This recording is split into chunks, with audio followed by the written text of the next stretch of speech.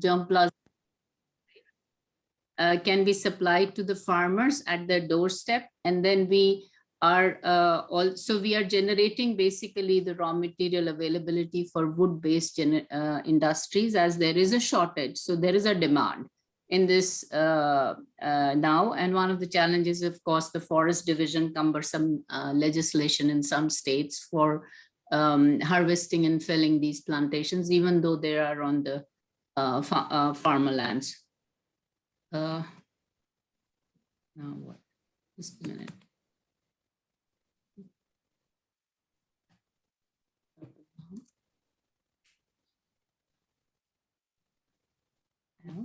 Okay. This is in terms of the business rationale. Then we have the business process, in which we have the farmer outreach program. But we start with market. In all of the UKPL programs, you see that we have generally B2B marketing, and we first try and find our market. We sign up the contracts as a forward market linkage before we go into the production of these, because the farmers need to have a buyer at the end of 4 to 5 years for agroforestry. We also manage and operate the nurseries. Today, we are working in basically 4 districts, 4 states of India: Maharashtra, Odisha, Chhattisgarh, and Madhya Pradesh. So we make the plants, we distribute them, help the farmers plant them, give them all the technology and best practices in the field. Then we handhold them as much as possible with our limited team. And there is already a forward market linkage in place. They can, from a paper company, but they are free to sell in the market. So if the productivity is good, basically 50% goes into the pole market or the ply industry, and the balance comes to the pulp and paper industry, for which the linkage is there. But the linkage is there for the total wood produced. In terms of agriculture crops, India has, the agriculture yield is low and there is low productivity. So we need to manage productivity by addressing the soil health. So similarly, what we do is, and for here, the land restoration part, we are trying to do the production by reducing the pesticide use, and that is where the technology or the farm awareness or whatever we are doing in terms of extension services is basically to reduce the pesticide, residues once the material becomes basically compliant towards the pesticide residues. In this case also, we are currently working only in 2 spices. One is turmeric, which we are doing in very remote area of Odisha, and the second is in Maharashtra, dried red chili. We already have forward market linkage for both of these crops by the spice companies who want different geography in which they are currently working in. That is one. Second, they want compliant material, and they are prepared to outsource it to somebody who can take the field cultivation part, since they are predominantly more vigorous in doing the processing. So the market is tied up. Now the question is to work with the farmers. We have already been doing for the last 2 years. We still have a lot to do, because the land holdings are fragmented. Somebody is doing cotton, they are spraying something, that spray comes into this field. Then, so the pesticides are rampant, the agents of pesticides are rampant. Then, of course, because they do not have market linkages which pay well, so they generally cut a lot of shortcuts. So that is why there is a poor quality of compliance, basically. And then the sustainable agriculture is not there, because there's no market linkage for these farmers. So, and these are commodities. So 1 year it sells well, the other year it goes down. With that, the income goes down. With that, the sustainability goes down in the crops, in these at least crops which the farmers are dealing with. So our business process for all the products which we deal with is basically establish the market linkage. Then we look into our geographies. We have been working in these 4 states for some time now. And we then see whether the soil, climate, and everything is good for these crops. Then we go to the farmers for the awareness programs. We take their buy-in. We go to the leaders first. Then we start working with the teams. currently today in agriculture, we are working with 2 spices and 1 medicinal plant. We did trials for a lot of medicinal plants, but either they were not suitable in the geography or we didn't get a good market and the commercial viability. So today in medicinal, this thing we are working with ashwagandha. Ashwagandha, we are proud to say that we have introduced the crop from zero in the MP farmers. And this year, after 3 years, we have done a reasonable yield with them. We already have, as you know, buyers for ashwagandha because of COVID, and otherwise it is considered a very good immunity booster, apart from other good properties the crop has. So the market is for us, for the bulk is not a problem here. Now, if you see the market business model canvas, today we are working only with as a raw material supplier, but this is our initial stage. We have yet not reached a certain potential in this so that what we call a commercial viability, we are doing okay. We have a market is much bigger, market can afford, people are prepared to give us more market. The problem with this segment for us is that it is basically a very low margin segment. So however much volumes we go to, we will remain very, very low on profitability, but still we are wanting to, for the next 2 years, we will concentrate on growing certain volumes in it. Today we are pretty small in this. And then once these volumes are achieved, simultaneously, we are now working with another partner to maybe outsource the extract. There's a lot of market for the extracts of in spices also, in turmeric also, in ashwagandha also. But we don't want to put in a capacity to do that extraction. There are many of them available. So we would like to instead partner with somebody and then concentrate on the marketing side of it, both here as well as globally. And then eventually we want to actually go bring out a product line for which we need to do market research, for which we are actually looking for some grants to be able to do that, to find, because I eventually would like to have the product change in some line in Ayurveda, of course, in wellness industry, to then go to B2C. But this is a way ahead till we have, stabilized the functions we are in. And today, as you see it on my screen, you can see that we started in 2019 with about 10 lakhs or, or $13,000, and then we have now graduated. We are on path, and then we have given you this thing. This is basically only the ingredient supplier and in agroforestry, the plant distribution to the farmers and our contracts with the pulp and paper industries to do this. So this revenues are on the base of that. But as I told you earlier, that our profit margins in all of this is very, very less, and it is a lot of hard work. So one can only go up to a certain volume. Once the compliance starts coming in, we are hoping that less people right now on field teams, there is a lot of cost of these teams to work with farmers, because it takes some time for these farmers to really establish these the cultivation practices, and that will also happen once they start getting the steady market. So the trust factor will build and it will come in. And I have a reasonable size team, small, big. We are 30, and I come from the agriculture field, and so are most of our people. Most of my colleagues who are working in various crops, and we are then supported by, of course, the service people in HR, accounts, and commercial to oversee these operations. I'm based out of Gurgaon, so is Vikas, who is with me, but most of our team and offices work out of Maharashtra. We also have a base in Odisha and a base in Madhya Pradesh. And Chitra, sorry to interrupt you, but request you to. Okay, so I see you're about to wrap up. I am at the ask now. Yeah, this is my last slide. After that, I'll do the thank you. Basically, I'm looking for some sort of a partnership in terms of farmers to go in for carbon credits, because we feel that these there are already articles which says that these trees, even in short rotation, do give the carbon, do sequester the carbon, and if we could find a buyer and and somebody to collaborate with to understand that. Then we are looking for, we want to do the sustainability certification, this, that with our current group of farmers, and we want to go in for market research for looking at the products which one should develop to go in for in the wellness industry, to go in for B2C. So I'm looking for some grants and funds for that.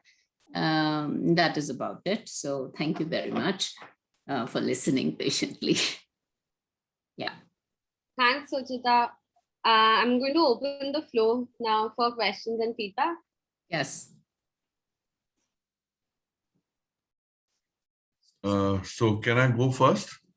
Sure, Raj. Yeah. Hi, Suchita. I think you are a seasoned person, so I don't have to ask any basic questions from you. So, Yes. so I have to ask you just this thing. I mean, I agree with you that there is an extract market out there, which is actually a premium market, because you yourself said that raw material supply is giving you revenue, but the margin is very thin. So it is not going to be a profitable proposition for you. I think this is where you need to have your I think strategy or the focus for future. So this is my advice to you also. But having said that, so there is a definite B2B strategy, market Yes. strategy. So I did not see that strategy coming from your slides. That market, so see, GTM is something else. I think you are already doing GTM. So GTM, I'm not worried more about, because you already have pulp and paper contracts and all those kind of things. I think what I'm saying is that B2B market strategy has to be put in place in order to move to the next level.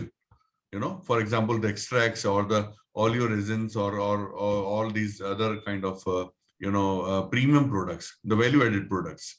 So that is what is your thought on that? Yeah, actually, we are already supplying the whatever I'm growing, like ashwagandha. We are supplying it to the extract industry today as a raw material ingredient supplier. Similarly, spices also we are supplying to the manufacturer, big manufacturers who are exporting. But in terms of extraction, so you see, if you see the search now, that there are many people who are now doing the extraction. Right. There's a surplus availability of extracts for those people who actually can market it either, or they have their own manufacturing in terms of some specialty products which they are going into, like turmeric, curcumin is going into almost everything. Ashwagandha is going into a lot of things. So what we are wanting to do is that we are already in the process of tying up with somebody who is already extracting. Lack is that they do not have so much of market, because extract in India at that point of time, or at some point of time, everybody started putting up these plants in extraction. But now what is failing is the market. So we need to have funds. That's what I said, that today I do not have the surplus cash flow to go in, but next year we have this in plan that we will invest in the market, both global and as well as in India, the specialty market, who will take the extracts. Right. Some purpose. And then we will, that we have already tied up, that, if we can find the market, then there are people who can supply the extracts. So they will take raw material from us, they will do the extracts, and then we will in turn market the extracts to the... So this kind of need is not coming from your ask slide. So your because ask I already have, in market, I'm saying that in market, this is the ask. This thing I will change that if that did not cross over. Basically for market research, like they need the funds. That's what I said, that that's okay. That market research is a part of it, which I agree with you completely. I think some funds need to be allocated to value addition purposes. I think that is where there is a gap. Second thing I saw that you are actually wanting funds for certification purposes. So don't take me wrong, but I think these days certification purposes don't require any money. I mean, I've got some people who can do the PGS certification for free. All you have to provide them is a local hospitality and people. So there is no fee for PGS but for sustainability certificate, eventually if we go into organics, you have a lot of documentation, you have a lot of costs for farmers, for people to be on the field. So the thing is, I'm not asking for investment, and I want to be very clear here, because I'm not at that stage in process today that I need either debt or equity funding. What I'm asking The grants you said, I know for that some grants. Yeah, listen, you know, listen. So I'll yeah. tell you the way to go about it. I think Yes. your all farmers need to be grouped together in FPO. Okay. Once you have put them under an FPO umbrella, I think you Yes. can access the grants through SFAC, through NABARD, through so many other agencies. I think they've now set up 5 nodal agencies for accessing the grants. You know, so that part can be taken care of by accessing those grant fronts. Okay. So I mean, so this is my advice to you. I mean, of course, you are the business owner, and actually you will have your own discretion in terms of utilizing the grants that come to your place in the manner that you deem fit. But what I'm saying is that your ask should be for the areas which are forward looking. Now, forward looking areas are, like, as I said, that somewhat value addition and actually action research oriented things like R&D. So you can actually put some funds for R&D purposes. So these are green investments. These are green areas where the grants can come by very easily.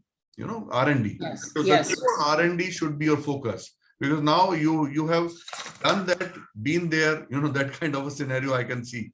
Okay, so you have to move to the next orbit. So next orbit funds are mainly used for more marketing focus, more R&D focus, and all such, like maybe more human resources. You need to hire some specialists. So those are some of the areas that I would like to see in your yes, that is excellent suggestions. I will incorporate that actually, and you are right. I will remove that certification and all. Doesn't need much. Yeah, that is a small amount. Yes. All right. Point well taken here. So yes. Thank you so much. No, thank you.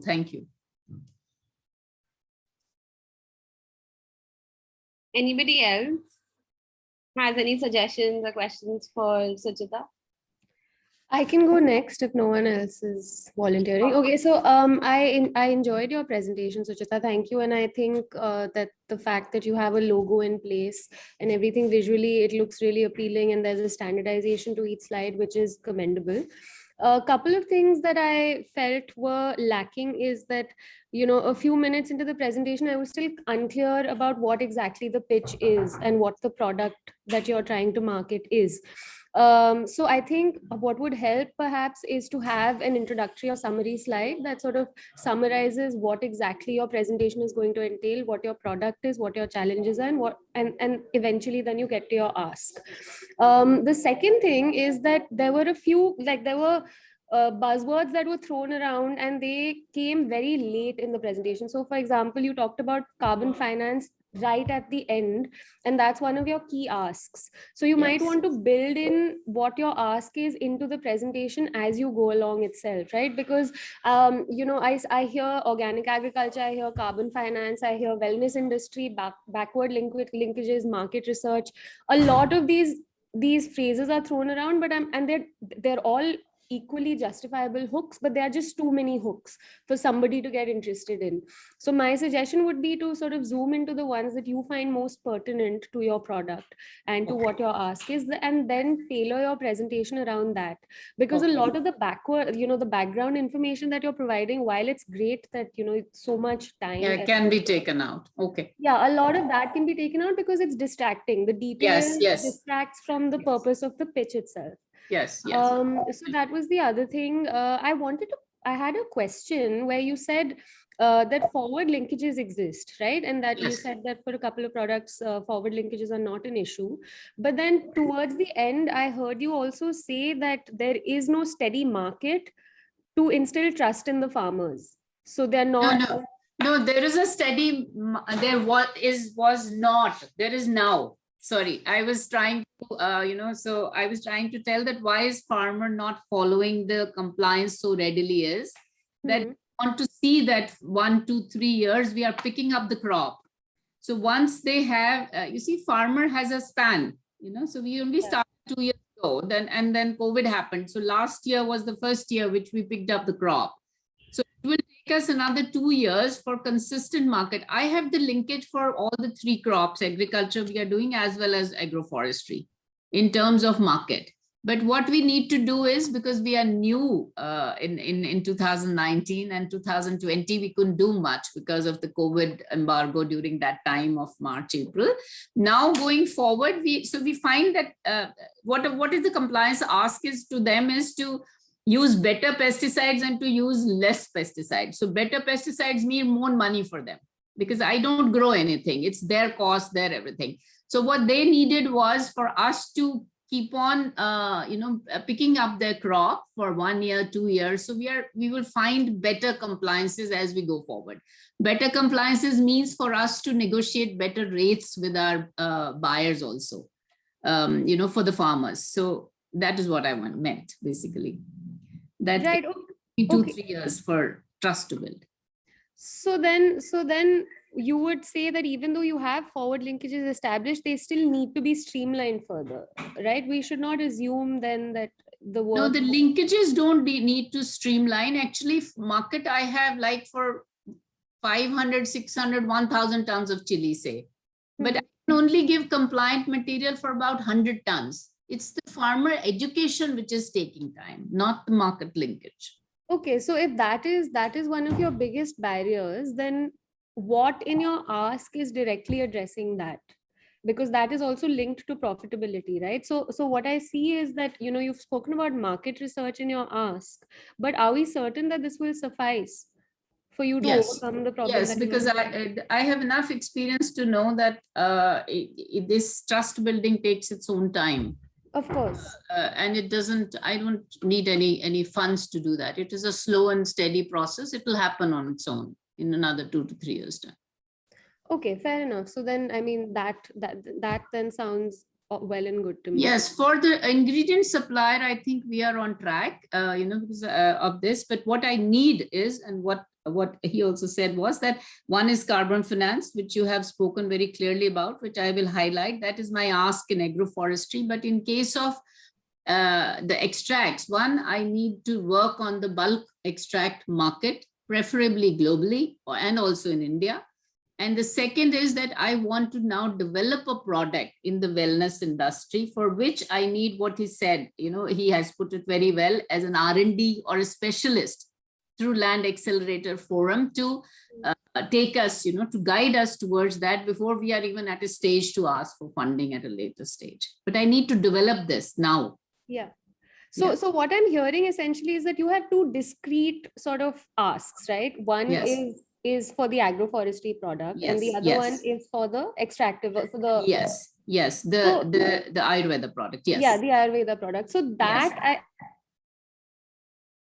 material that you need is in your presentation. It's a question of how you structure it. Yes. So if you can structure it around these 2 clusters such Yes. that the reviewer understands the distinction between the 2, because till the point that you didn't clarify it right now, I didn't understand that there were these 2 different streams that you were looking at.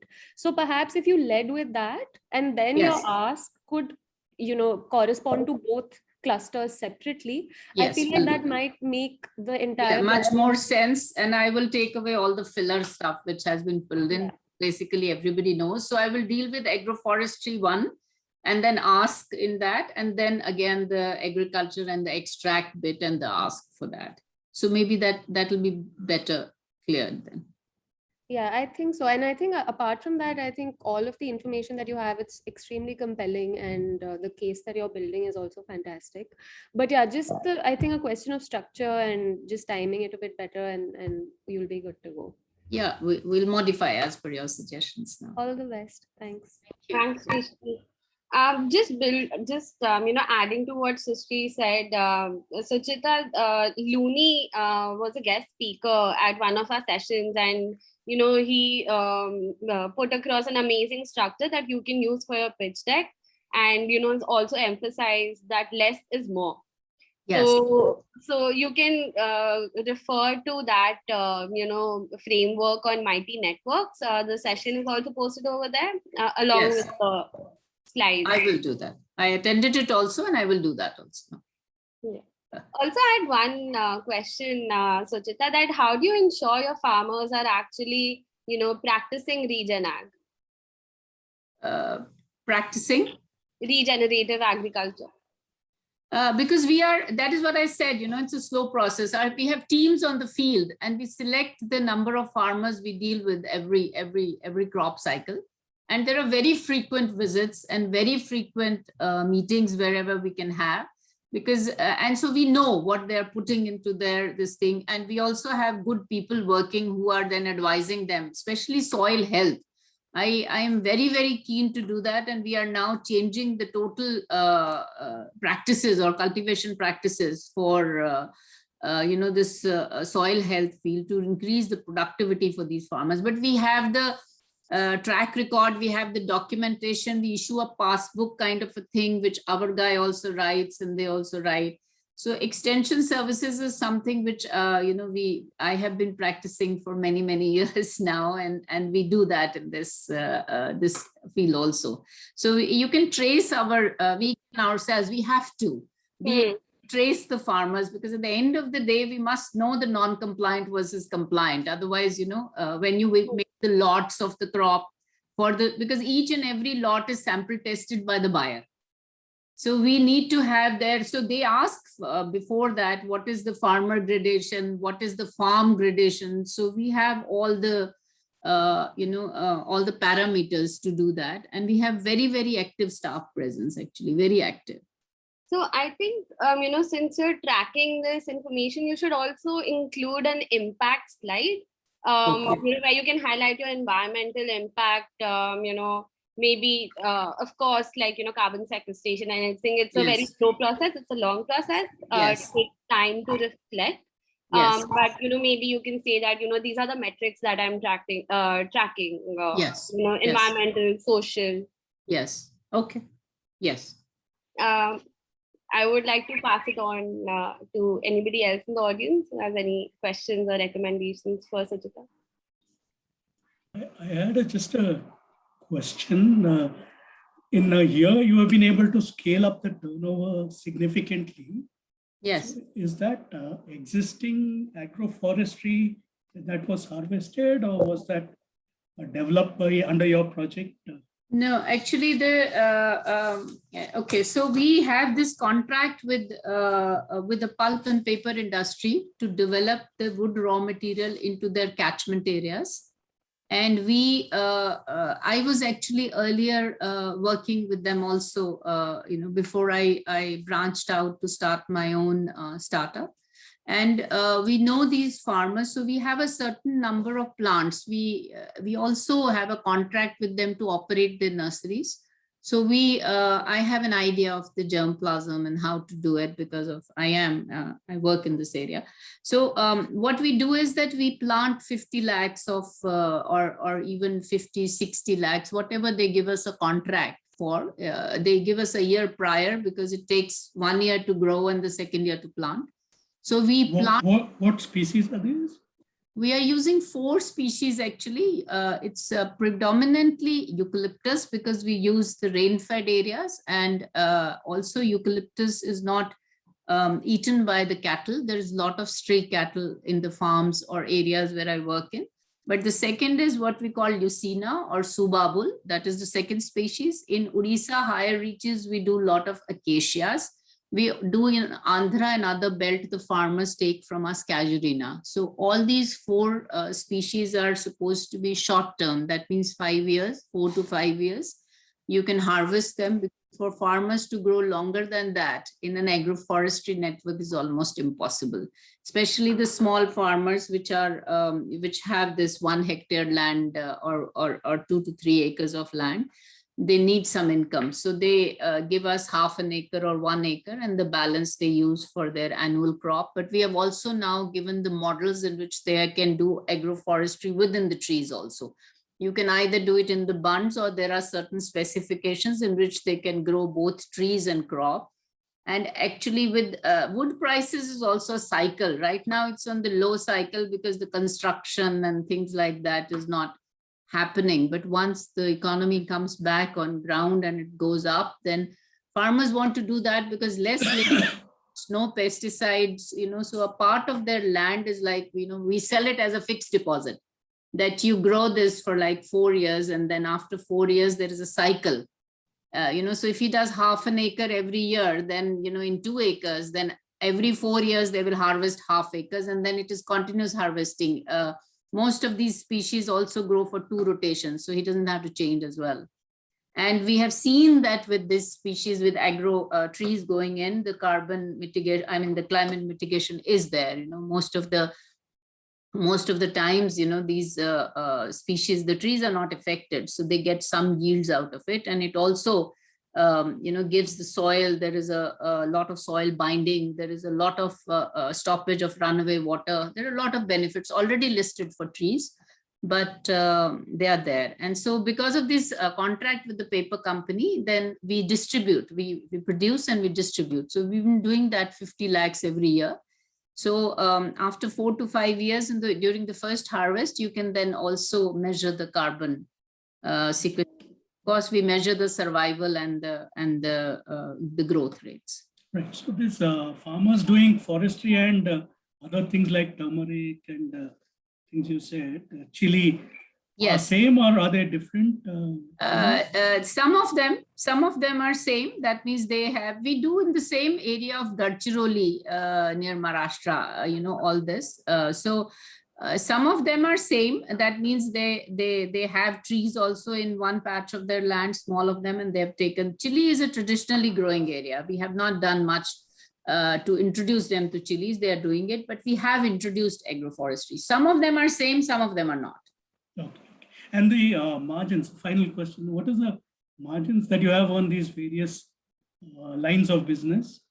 Very less, we hardly get like 8 rupees a kg or even less at times if the crop is not up to the mark, because we give farmer a fair bit out of this. And actually what I am doing is not generally being done in this. Generally traders, even if you look at what code to select in the kind of industry I'm in, what farmer, generally traders are doing this, that they collect it from all the farmers and then they give it to various industries, processing industries. But then traders do not have much overheads. They only have warehousing where the farmer goes and give it to them. With us, we start with farmers to how to grow. So our own cost is very high. And what Ashna was asking me, field level people, I have a lot of staff on the field level. So right now we are at a very, very thin margin. It is between 5 to 8 rupees a kg. But what I'm hoping is that as the time, another 1 to 2 years, the same team will be able to take up more and more farmers, because these ones would have learned, they would have started doing that, then more keeps coming, and then it becomes easier to disseminate the knowledge also and the technology also. Farmer will tell farmer what to do if they get the money, basically. The thing is to provide the market at a sustainable pricing. Okay. Thank you. Thank you. Hello, Suchita. Yeah. Yeah, I'm also the participant in this land accelerator program. Yes. Just one question is that, ma'am, do you also see the product life cycle, like, you are getting this eucalyptus plant and the other species for agroforestry? Yes. So that all plants will be, mostly the saplings are, used in the sapling bags, right? Yes. That sapling bag must be a plastic bag. That is what I understand. Actually, we give it in the trays. We bring the trays back. Okay. We are doing through clonal. It's through cuttings. It is not the seedling. So we are not using plastic bags at all. We do it in plastic trays, yes, but we bring the trays back. Okay, They are reused, so it's like one time, and apart from wear and tear, they can be reused for 6 to 8 years or even more if you handle it correctly. right. Sure. Thank you. Thanks, Gaurav. Thanks, Suchita. I think we are on time. And Suchita, you can also refer to the feedback link in the chat box because a lot of people have also provided their comments. You can go through them. Okay. And I want If to we thank have 1 more minute, Ashna, I would like to raise a quick question. Maybe Suchita can reply to that through email. Actually, when we interacted earlier, I didn't hear from you around that wellness product. So I would like to learn more from you about that. Would you start working on it so that we have a clarity, because you had asked around somebody from Land Accelerator helping you in developing that product. So Yes. I want to Yes. explore more whether you want to do it from the agroforestry segment or from the regenerative agriculture that you are doing. The agriculture, we from ashwagandha and the regenerative agriculture, we want to go and include more herbs, maybe not grow ourselves, but people are growing it. Okay. Do something in wellness industry, towards the agriculture crop, the Ayurveda mostly. Okay, so maybe then we can connect offline and you Yeah, can I will share do the that. details with me through email. I will do that, definitely. Okay, thank you so much. Thanks, Kavita. And thank you so much, Suchita. Okay. We'll move on to our next presenter, Megha. Before Megha, you pull up your slides and introduce yourself. I just see we have one new mentor with us, Aritra. Aritra, would you want to quickly introduce yourself? And then Megha, you can start your presentation. Sure, Ashna. Thanks. Hi, Megha, and everyone in here right now. Good evening to all. So I work with Sangam Ventures as a senior incubation manager, and also I'm leading the programs and investment for Sangam in Northeast. I come with an experience of around 10, 12 years in the decentralized space of energy transition and energy agri-nexus. So here I'm like, I've been associated with Land Accelerator for quite some time now. It's looking good. So let's thank you all. To go. Thanks, Aritra. Megha? Hi, is my screen visible? It's loading. Yeah, you can put it on slideshow mode. Yeah, doing that. Awesome. Is it visible? Yeah. Hello, everyone. I am Megha, founder of EcoChar, which is a clean tech startup which utilizes natural resources to nourish nature. So we make biochar, activated biochar, and wood vinegar. Now, how does this idea pop up? This idea emerged when I was working as a faculty at Government Medical College Almora, and there was abundance of these pine needle waste, which is leading to forest fire in the region of the Himalayan belt, leading to loss of 44,000 hectares of forest land to fire. This is leading to social, economic, and ecological implication in the state of Uttarakhand. In order to address this problem, we did a lot of R&D. We met potential customers who were agriculture farmers as well as poultry farmers. We conducted personal interviews and understood their pain points. This is the pain point of Mr. Rawat, who was newly engaged in organic farming. And the main problem he's facing is that he's spending more on organic fertilizers, pesticides, and irrigation. And sorry to Hello? interrupt you, but your voice is, wavering and breaking. Am I audible now? Yeah, it's better now. So should I begin again or should I continue with the same slide, Ashna? Again, your voice is wavering and it's a bit unclear. I think people are not able to hear you properly. Is it fine now? I'm using headphones, yeah. Is Maybe it fine? maybe try without the headphones. Okay, is it fine now? It's better. So should I begin again? I think Amanda, were you able to catch Megha's No, presentation? It seems like an internet issue because Yeah. yeah. Yeah, Was it? I don't know if we Maybe- can all turn off our videos and that will help. Let's try. Or else if you have an alternate like a hotspot or something, if you want to. Megha, I also have your slides. Do you want me to share my screen?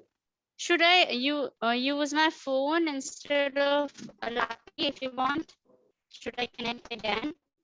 Or you Yeah. can share my slides. I'll just Yeah, try connecting to your phone as well. I'll just pull up your. okay, fine.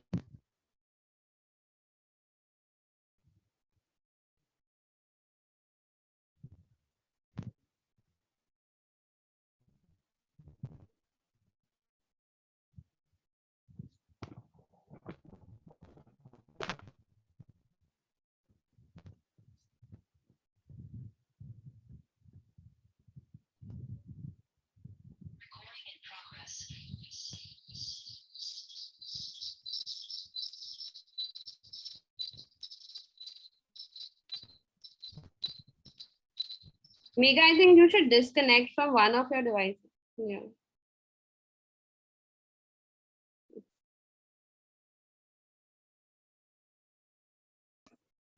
Should I start now? Yeah.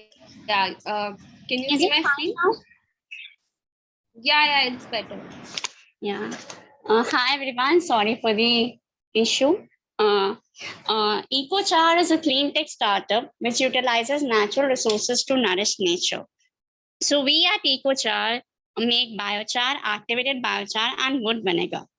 This idea emerged when I was working as a faculty at Government Medical College, Almora, and there was abundance of these pine needle waste.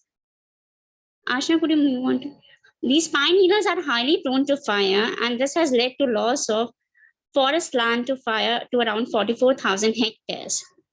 This is leading to ecological, economic, and social implication in the Himalayan belt.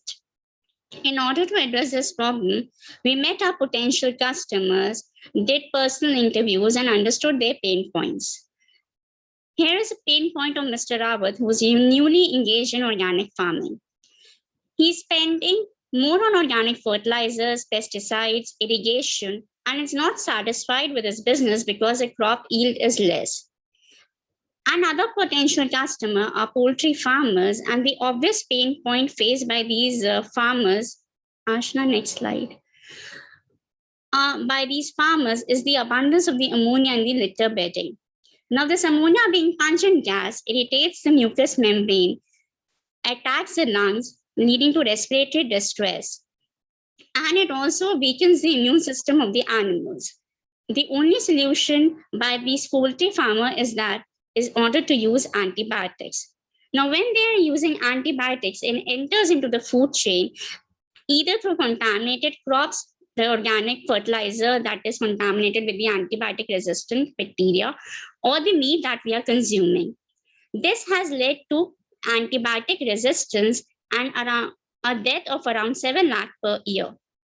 This judicious use of antibiotics, the chunk of the antibiotics that is being used, it is used on farm animals, and the India is expected to top the list by the year 2030. Now, what are we offering? We are offering a solution of biochar and wood vinegar, which is formed by pyrolysis of pine needle and agroforest waste. This will impart a superior experience to our end customer as we are replacing antibiotics and hereby touching upon the problem of combating of antibiotic resistance and mitigation of climate change through sequestration of carbon. Now, we have formulated a deal for our potential customers who are poultry farmers and organic farmers. We are making biochar feed additive, biochar litter bedding, and wood vinegar. And we are buying back this poop activated biochar, that is litter bed that we provide them by these poultry farmers, and sell it to organic farmers, which is acting as a premium fertilizer, creating a win-win situation for both the farmers as well as for our end customers. As we are increasing the, Ashna, next slide. As we are increasing the profit margins of farmers by decreasing their veterinary cost, decreasing the cost on fertilizer, pesticide, and irrigation. And we are, for the end customer, we are providing products which are devoid of antibiotics and 100% organic. This is a result of the randomized control trial we did with our potential customers who are poultry farmers, and we gave them biochar incorporated feed.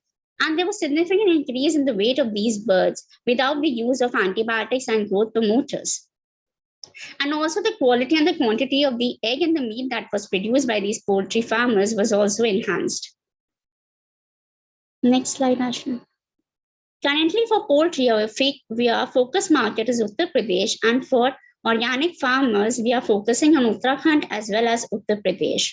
Our target market for agriculture farmer is marginal and small farmers. We have gained a traction of around 10 poultry farmers. Next slide, Ashna. We have gained a traction of 10 poultry farmers, 3 aquaculture farmers, and around 150 organic farmers. We have an online presence through Urban Plants, an e-commerce website. We'll be procuring pine needles from these village women transporting these pine needles to pyrolysis plant, which is converted into biochar. And we'll be selling it to our end customers. Next slide. We are creating social impact through women empowerment. We are preventing migration of these village people to cities, thus generating local employment. As for climate, we are reducing the emission of greenhouse gases such as methane, carbon dioxide, ammonia, and using a circular economy model by providing, improving the soil quality and compost quality at no other extra cost by these farmers. Our team has a vision of mitigating the climate change and creating an antibiotic-free food chain in the supply system. As for us, we are looking in for connections with the poultry feed manufacturers, poultry farming companies, connections through government agencies, NGOs. For funding, we are looking in for funding for scalability, mentorship in the field of marketing. Thank you. Thank you. Thanks, Megha. Megha, would you also like to, highlight what are some of the challenges that you are facing? Initially, Ashna, we were facing challenges during the period of COVID, as we were not able to connect directly to our end customers who were agriculture farmers, as most of them were gray hairs, so they did not understand the adaptability of new product. So we had to hire middlemen in order to engage directly with the farmers. But now we are meeting with our farmers, we are meeting with our customers by our own self, and we are convincing them to use our product, as we have created a demonstration farm in Uttar Pradesh, and we show them the benefitability of our product, how is it increasing the yield of your crops. And it is basically a circular model. If you have livestock with you, we are providing you with that feed, and from that feed, the compost, the poop that is being coming out from the manure that is being coming out from these animals, you can use it in your field as an organic fertilizer. So creating a win-win situation for them. They don't have to spend on fertilizers. An extra cost is being cut down, and also the veterinary costs by these farmers are being cut down. So we have created a demonstration farm for these farmers in order to convince our potential customers. Okay, but do you have any asks for, mentors? As I mentioned in my slide, the ask is that we are looking forward for connections. We are looking forward for connection with the poultry farming companies such as Venki, because they are large poultry farmers, and the problem of ammonia is very obvious, because in entire India, the rice husk barn is being used as a poultry bed, and it has no system for the absorption of these toxic ammonia gas.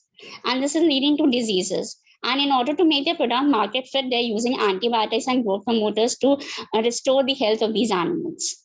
So our ask is that connection with the poultry feed manufacturers, poultry farming companies, connections with the government agencies who could promote our product, and NGOs and FPOs. And for the we need to raise funds. And in terms of mentorship, we are looking in for mentorship in the field of marketing, as we have received technical mentorship from Mr. C.N. Jeffrey, who is a professor at University of Ketuchki, USA. Okay, thanks, Megha. I will open the floor now for the mentors for questions or suggestions for Megha. Thanks, Megha. I thought that was, you started off really strong and the introduction was excellent. It's great that you summarized what the product was right in the beginning, and also the gap in terms of forest fires and so on. I think, so like kudos on that. Although I do think maybe you could mention women empowerment and also circular economy somewhere in the beginning, although that's not necessary. I have a couple of questions and also one suggestion. Since you're marketing this as a sustainable product, right? Like you're contributing to mitigation and adaptation and also green jobs and livelihoods and things like that, I would caution against packaging it in a plastic bottle. I think it comes off slightly counterproductive to the cause that you're sort of supporting. So maybe I'm not entirely sure how else you could package it, but I would caution against the plastic bottle itself. The other questions that I had for you, are poultry farms your only target consumer, or can you also look at other animal husbandry industries? Ma'am, thank you for the question. Though, as I mentioned in my last slide, the next step first is we are focusing on poultry farmers. Then we are making animal feed. This animal feed is per se depending upon the animal type. So this is basically for cow, we have different kind of animal food, different formulation for cattle. We have different formulation. We have different formulation for different animals. So we are looking for livestock feed manufacturing companies as we are making biochar based feed additive. Okay, so I think, okay, fine. My apologies. I don't think that came through, at least in my hearing. I didn't hear beyond poultry farms. So maybe if you can go over your slides and see if you might want to highlight that a little bit. The other thing I wanted to ask is, are there any competitors that you have in the field who are doing similar work, or is it, are you? Ma'am, nobody is using as of now in India biochar and feed. They're using in agriculture per se, but we have developed a circular model, as in farmers have animals, so they from the animals they can use these fertilizers, and you don't have to spend much on fertilizers, pesticides, because it is coming as a byproduct for them. So you might want to highlight that in your presentation, that there at this point, given the market research that you have done, you are the only ones that are doing this kind of thing. I think that'll add a lot of value to the product that you're proposing. And the final thing I wanted to understand is this a seasonal industry, since you're relying on pine needles that I'm assuming shed for a few months in a year? Ma'am, we have two units. One in Uttar Pradesh and one in Uttarakhand. We started off with pine needles, but pine needle collection came to a hang because of the rainfall in the Himalayan belt. So we started off with rice husk. We started off with agroforest waste and agriculture waste along with pine needles in order to produce our product biochar. Okay, and what you're using doesn't make a difference to the final product. The output gets deferred because for the pine needles we are getting an output for around 30%, and if you're using a mixture of pine needle agro and agriculture waste, the output is increased to around 35%. The output is mattering. That's it. Okay, great. Thank you. I see Raj has a hand up. Raj, why don't you get it? Yeah, hi Megha. Good idea. In fact, it's quite a very welcome suggestion of yours to use this, cross connection between poultry farmers and I think the normal farmers and all that, and also women.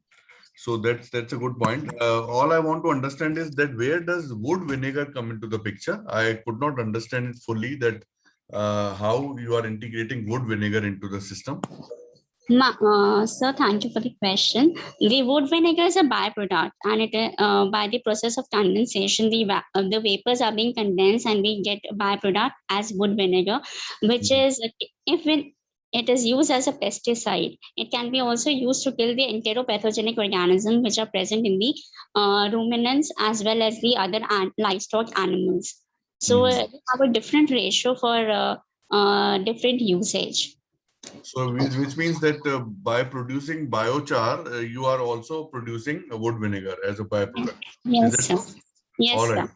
It's a wonderful product. See, I tell you, I mean, if you had focused on wood vinegar also a bit more in one of your slides, it could have made a difference, because the entire East Asia, particularly the countries like Vietnam and Cambodia and Thailand, they use extensively this wood vinegar for both the pesticide purposes and also for the weedicide and so many others, also for the growth enhancer. So yes, this is an excellent product for the growth enhancer thing. Yes, so all of these aspects are missing in your thing, because I think you are overemphasizing on biochar, which is actually your first product, which is right. I'm not saying that you should not emphasize there, but you should also emphasize the use of wood vinegar.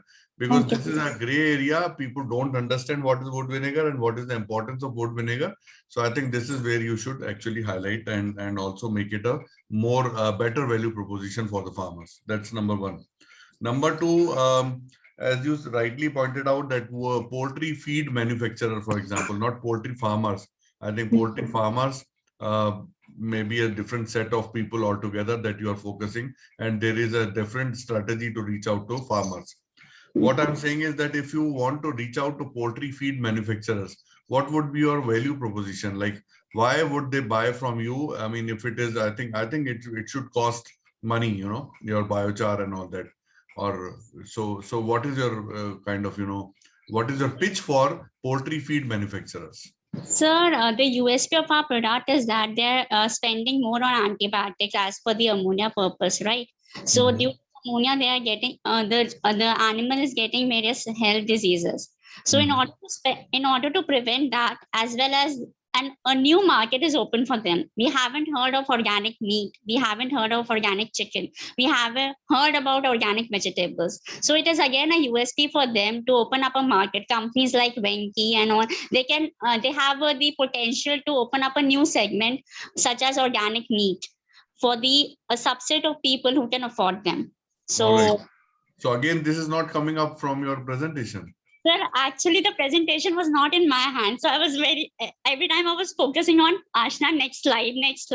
So this All right. was the issue that So was. this is also a very good point. Very good point, that why should they buy from you is a very good point that that you should highlight it in one of your presentations. Okay. Now I do not see a revenue model from a presentation. That is another thing that I find missing. I don't know. I mean, maybe from the Deal slide. In how one are of, you going to bring the revenue to the company? By selling we are selling. biochar? We are selling litter bedding to those. We'll be selling litter bedding as well as biochar feed additive to the poultry farmers or the animal husbandry group, right? Then we'll be buying the poop activated biochar from them, because this poop of these poultry is enriched in ammonia. So we'll be getting nitrogen in the first place, right? So Okay. and then we'll be selling it as a premium fertilizer, organic fertilizer for the agriculture farmers or the organic farmers. So this is fine. See, this deal slide is in front of me, but this is not giving us any projections of your company. So this is a rate that it is showing a rate. Okay. But how much of biochar, how much of that other wood vinegar or litter bed and all, how many set of people, what is your projection for next year? What have you done so far? Your traction in terms of money, in terms of revenue. That whole thing has to come up very well. Okay. So I think that is something that I'm not seeing. So yeah, distraction is again a very generic thing. Now I think Ashna has put it in front of me, but I can't make out anything out of it, you know. So there's more than this graphics here.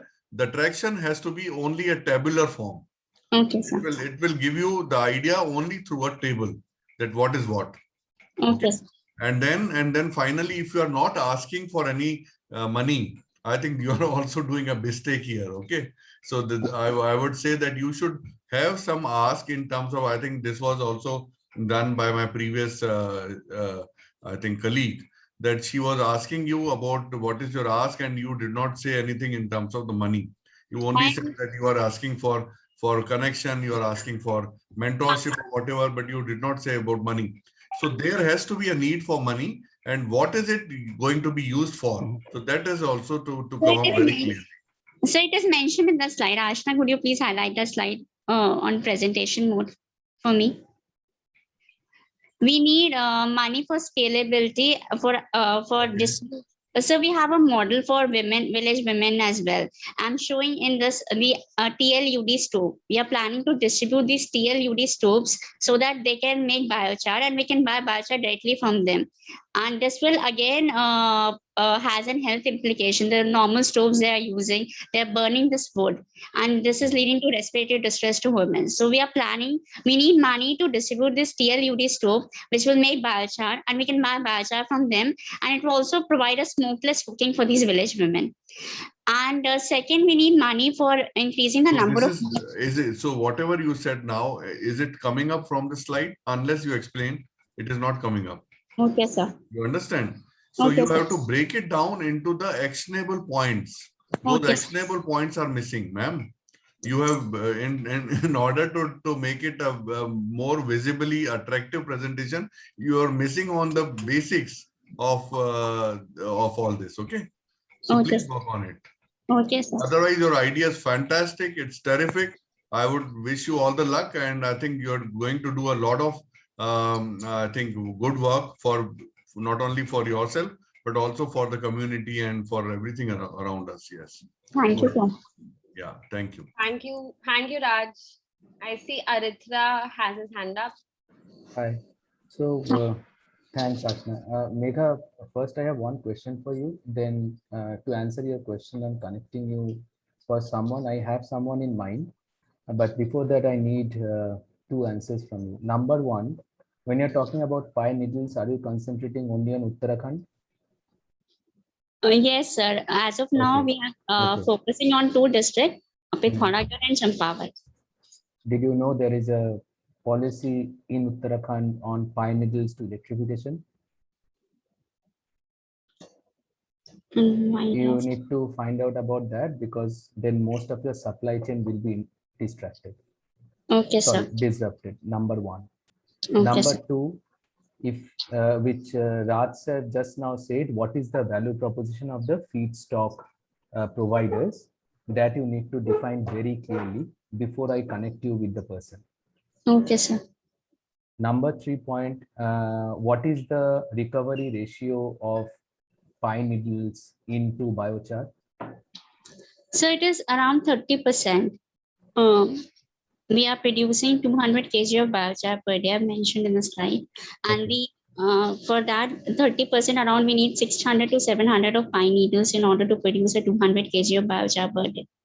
Okay. So however it is needed, just put up a value proposition slide for each of the customers, specifically for the feedstock owners, so that I can connect you. Okay, sir. Number 3 point that you mentioned, you of course revenue model, I am not going to talk about it, but at the end you mentioned about the impact that you are reducing CH4, CO2, all those things, right? I need quantification. Okay, sir.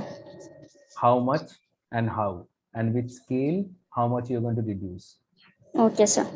Right. And one more point, apart from pine needles, is there any other source that you can make biochar from, or is it pine needles that you are looking for?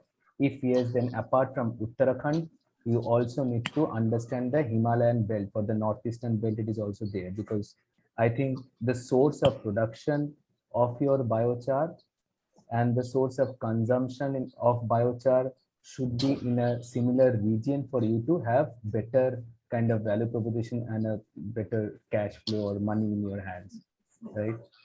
So customers should be close to you. So ideally a place where there is pine needles available for free or abundance, with a group of kind of poultry farmers or FPOs who are working in poultry, along with some organic farmers in the region who are able to take that fertilizer out of it, right? Organic fertilizer out of it.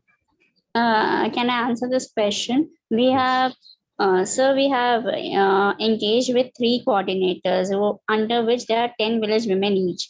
So they collect these pine needles from these village women, and we, at the time of collection of these pine needles, we give them the activated biochar for the selling of the organic fertilizer to the organic farmers. So they are in connection with the organic farmers as well. They are in connection with the village women. So got your point. So basically you're talking about a system where it is very closely operated, right? Yes, sir. So you need to find, you have to kind of map your scalable opportunities to other states where all you can replicate this. If you are doing it in Uttarakhand, whether it is possible to do it in Mizoram, whether it is possible to do it in Arunachal, whether it is possible to do it in Upper Assam, right? All these kind of stuffs. Think over it. But I would suggest first you go back and understand the policy of Uttarakhand, then whether you will have continuous supply of pine needles or not, because the prices will be high, right now. Slowly it will go up because there's a policy on electrification from pine mills. Okay, look into it, and if you can give me an updated slide with Raj's whatever inputs he has given on respect to revenue model and value proposition of feedstock, then I will be able to connect you with someone I have in mind. Okay, sir. Okay, sir. Thank you. Thank you. Thank you, sir. Thanks, Anuj sir. Do we have any more questions from anybody in the audience?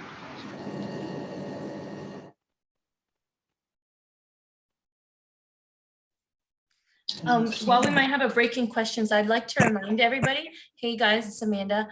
We have a few more mentorship sessions that we've added to the end of the month.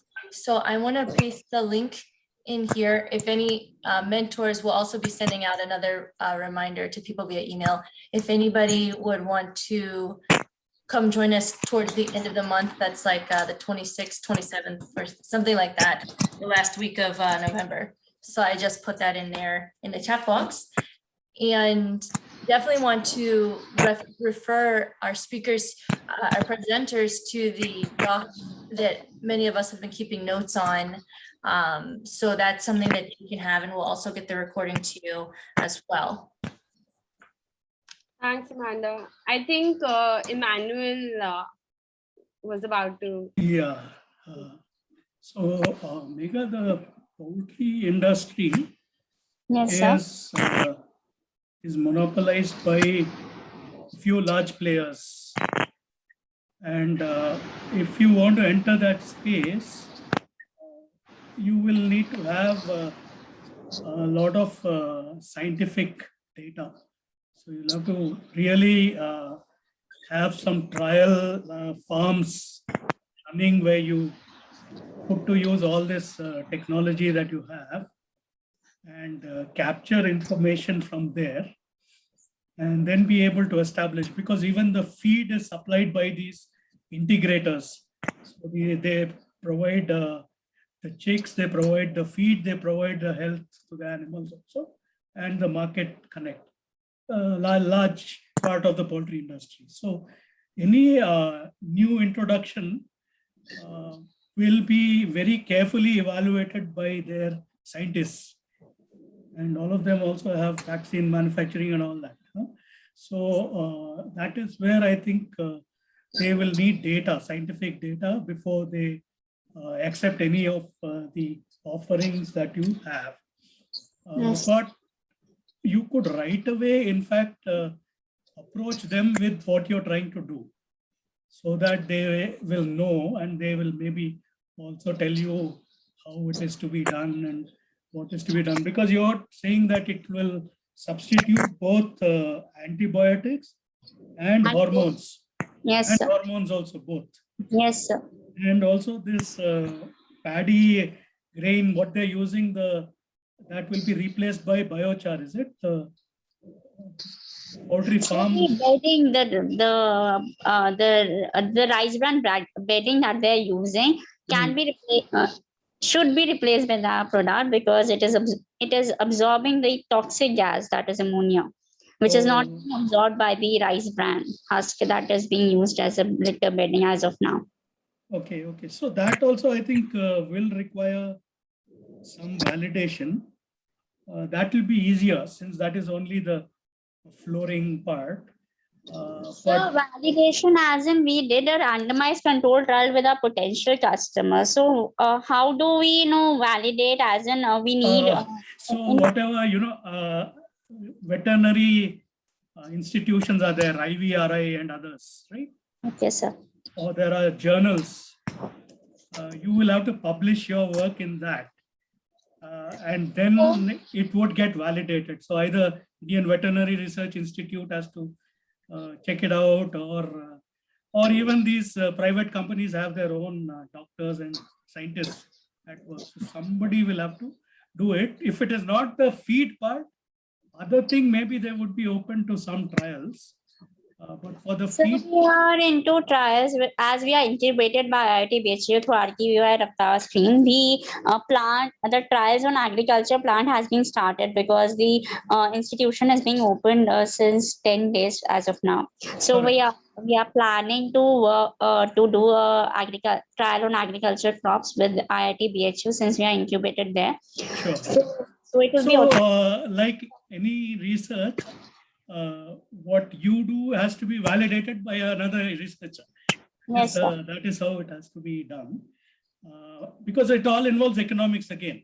Yes, If sir. you manipulate the food, then productivity will change and all such factors are there. So it requires a year, 2 years to for them to get convinced about adopting these things. In the meantime, of course, independent farmers you can use for popularizing these products undoubtedly. Yes, The sir. other thing about purchasing the droppings and the litter, wherever this kind of arrangement is made, it has not really worked. Trying to market it is not easy, and transportation is expensive. Mhm. So you can link it and say circular economy, that's a great story. But practically, I think many places it hasn't really worked. Okay, sir. I'll look into it. Okay, yeah. So otherwise, I think from this idea to scale, and if you are going to do this, probably there is no patenting or anything to all that you're doing. So anyone else could also take it up. And producing this biochar from multiple agri waste is possible. And that stove also is probably something which can be bought in the market. So how you do it, the basic thing would be the additive to the feed, to the poultry feed, which may be the secret sauce that you will have. So I'm a founder of another company, Heal Venture, and we have patented the animal feed composition with biochar over there. So it is already being in the process of patent. The patent is pending, but we have filed a patent for that. Okay, yeah. So you may patent a particular formulation, but somebody else could change the mixture and then have another patent. It's a very difficult thing to make exclusive. That's okay. Yeah, thank you. Manuel. Megha, I heard you saying that you're also co-founder of Heal Ventures. Yes. So then, okay, so you must already know that we're very familiar. Sangam team is very familiar with Heal Ventures, and they're doing this feed additive for fish, right? Yes. For seafood. Yes. So why two companies? Because I have my own identity and he has his own identity. And apart from that, my focus was on to comparison of antibiotic reduction. But as my peer were using excessive antibiotics when I was working as a faculty. So we cannot directly say no to them not to use antibiotics. So I figured out another way as to how to reduce or minimize the use of antibiotics in the entry of food chain of these humans. So okay, this was the main reason basically. Got it. Okay. Anybody else in the audience has any questions? Fellow cohort members or Amanda or Kavita?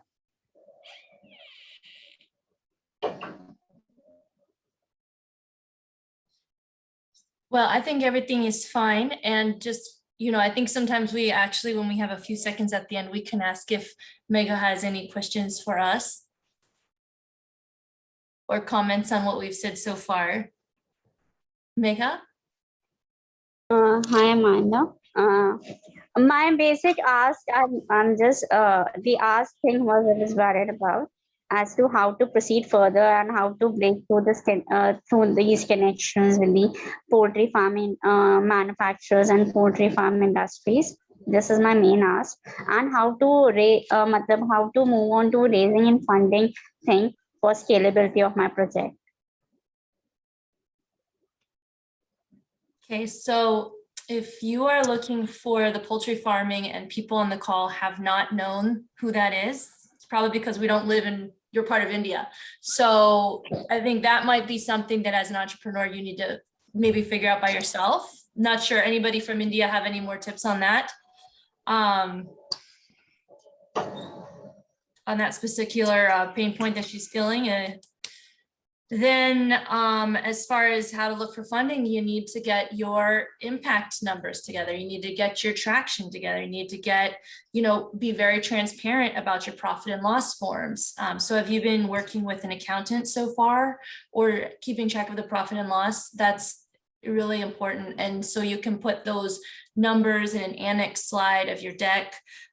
You can put some charts of your summary numbers of your revenue and profit so far, but if you want money, you got to show money. So we need to see a bit more stuff around the financial flows. Okay. Also, I'd like to add, Megha, that, we also have an upcoming session on Wednesday. That's a fireside chat, with impact investors. So, if you have any questions around fundraising that we don't cover, you of course, feel free to ask them as well. And also, towards the end of the program, we have impact days for the top 15, where, they'll be getting an opportunity to pitch to investors.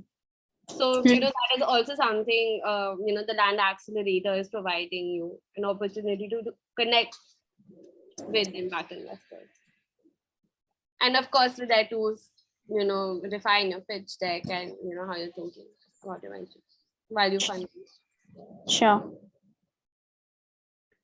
And Ashna, when Ritra sir was asking, so I need to mail them these slides because he was saying that refine your pitch deck and then I'll be able to connect you with someone in the feed industry. Yes. So I will provide you with Aritra's email ID. Since he'll make that connect, so it will be good if you share those slides with him and you can loop the Land Accelerator team in. Okay, fine. Yeah, and so anybody who's on the call, you can find email addresses by looking at the calendar invite as well. So just to let you, so in case there's more email addresses you were looking for. Sure, Amanda.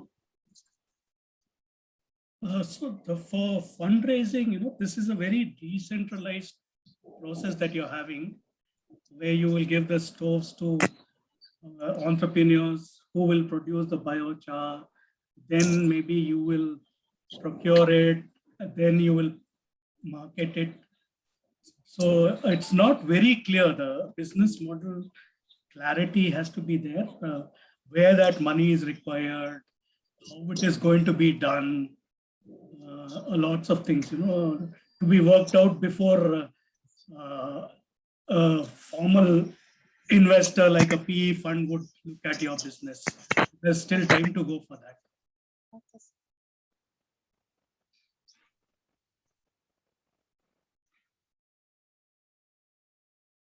Thanks, Emmanuel, for that. Any more questions from anybody or any comments? Or I think we're also, doing right on time. Yeah, we can end right on time, but I think something we've seen work for some of our cohort members so far really is to go back to the session where Looney presented and the PowerPoint presentation, which is on the Mighty Networks about the pitch, and just try and create a brand new pitch. It'll take a little bit of time, but you might be very excited about the results that come. If you were joining us, I don't know if you got to join us Wednesday last week before our official session started. We had a great presentation from a company called Agriota, and their slides and the presentation was just fantastic. It was following the format really works. So I would encourage you to try that out as well. It's something innovative and new. It doesn't mean anything you've done up to this point isn't good in your slide decks. It's just, you have so much information and knowledge. Yeah, try out the template and see if it works for you. And so I would close with that kind of note. That will be my closing remarks. So I would pass it to maybe Ashna and Kavita. Yeah, thanks, Amanda. Megha, you can go on Mighty Networks. Like everything's there on Mighty Networks, and you want to refer to the to Looney session, what Amanda's the one Amanda was referring to. And I just want to thank everybody on this call who spent their time with us and supporting Megha. And I would like to pass it on to Kavita. Thank you, Ashna and Amanda, and thank you everyone for joining us today. As Ashna said that we are having a session on this coming Wednesday, which is having a fireside chat with the impact investors. So you are going to get the invite sent about the event info within few minutes, and I would encourage everyone to join that session and request all our entrepreneurs to get ready with their questions or any concerns that they want to discuss with the impact investors. Thank you everyone for joining us today. Have a good day. Bye, everybody. Thank Bye. you. Bye. Thank you, Emmanuel. Thanks you everybody for joining and learning a little bit more today. Goodbye.